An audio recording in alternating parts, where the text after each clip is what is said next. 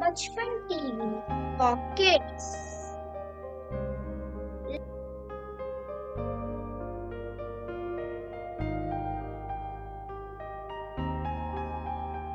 एक जंगल में एक बहुत पुराना बरगद का पेड़ था। उस पेड़ पर घोंसला बनाकर एक कौआ कवि का जोड़ा रहता था। उसी पेड़ के खोखले तने में कहीं से आकर एक दुष्ट सर्प रहने लगा। हर वर्ष मौसम आने पर कव्वी घोंसले में अंडे देती और दुष्ट सर्प मौका पाकर उनके घोंसले में जाकर अंडे खा जाता। एक बार जब कौआ व कव्वी जल्दी भोजन पाकर शीघ्र ही लौट आए, तो उन्होंने उस दुष्ट सर्प को अपने घोंसले में रखे अंडों पर झपटते देखा। अंडे खाकर सर्प चला गया। कौए ने कव्वी को ढाढ़स बंधाया। प्रिय, हिम्मत रखो, अब हमें शत्रु का पता चल गया है, कुछ उपाय भी सोच लेंगे। कौए ने काफी सोचा विचारा और पहले वाले घोंसले को छोड़ उससे काफी ऊपर टहनी पर घोंसला बनाया और कव्वी से कहा, यहाँ हमारे अंडे सुरक्षित रहेंगे। हमारा घोंसला पेड़ की चोटी के किनारे निकट है और ऊपर आसमान में चील मंडराती रहती है। चील सांप की बैरी है। दुष्ट सर्प यहाँ तक आने का साहस नहीं कर पाएगा। कौवे की बात मानकर कौवी ने नए घोंसले में अंडे दिए, जिसमें अंडे सुरक्षित रहे और उनमें से बच्चे भी निकल आए। उधर सर्प उनका घोंसला खाली देखकर ये समझा कि उसके डर से कौआ कव्वी शायद वहाँ से चले गए हैं, पर दुष्ट सर्प टो लेता रहता था। उसने देखा कि कौआ कव्वी उसी पेड़ से उड़ते हैं और लौटते भी वही हैं। उसे ये समझते देर नहीं लगी कि उन्होंने नया घोंसला उसी पेड़ पर ऊपर बना रखा है। एक दिन सर्प खो से निकला और उसने कौओं का नया घोंसला खोज लिया। घोंसले में कौआ दंपति के 3 नवजात शिशु थे। दुष्ट सर्प उन्हें एक एक करके घपाघप निगल गया और अपने खो में लौटकर डकारे लेने लगा। कौआ व कव्वी लौटे तो घोंसला खाली पाकर सन्न रह गए। घोंसले में हुई टूट फूट व नन्हे कौओं के कोमल पंख बिखरे देखकर वो सारा माजरा समझ गए।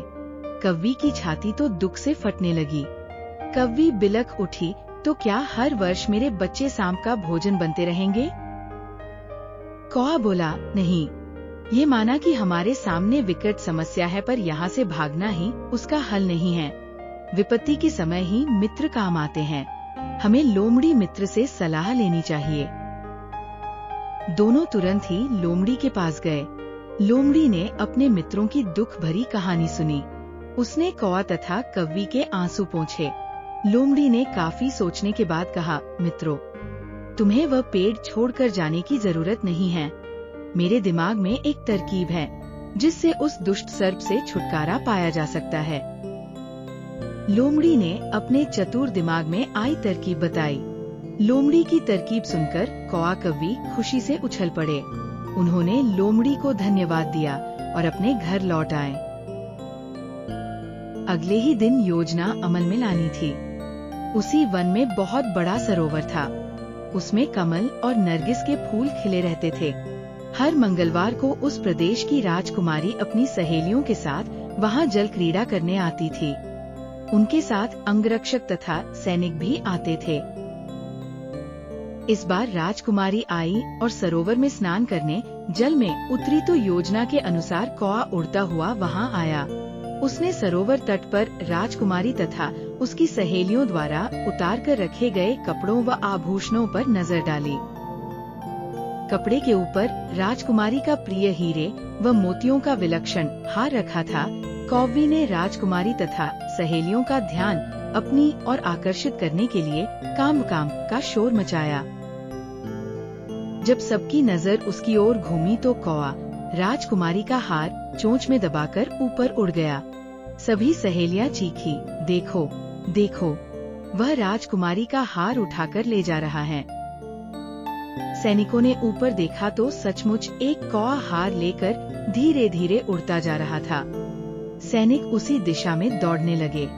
कौआ सैनिकों को अपने पीछे लगाकर धीरे धीरे उड़ता हुआ उसी पेड़ की ओर ले आया। जब सैनिक कुछ ही दूर रह गए तो कौए ने राजकुमारी का हार इस प्रकार गिराया कि वह सांप वाले खो के भीतर जा गिरा। सैनिक दौड़कर खो के पास पहुँचे। उनके सरदार ने खो के भीतर झांका। उसने वहाँ हार और उसके पास में ही एक काले सर्प को कुडनली मारे देखा। वह चिल्लाया, पीछे हटो, अंदर एक नाग है। सरदार ने खो के भीतर भाला मारा। सर्प घायल हुआ और फुफकारता हुआ बाहर निकला। जैसे ही वो बाहर आया, सैनिकों ने भालों से उसके टुकड़े टुकड़े कर डाले। सीख, सूझबूझ का उपयोग कर हम बड़ी से बड़ी ताकत और दुश्मन को हरा सकते हैं। बुद्धि का प्रयोग करके हर संकट का हल निकाला जा सकता है। Thank you. Please like and subscribe Bachpan TV.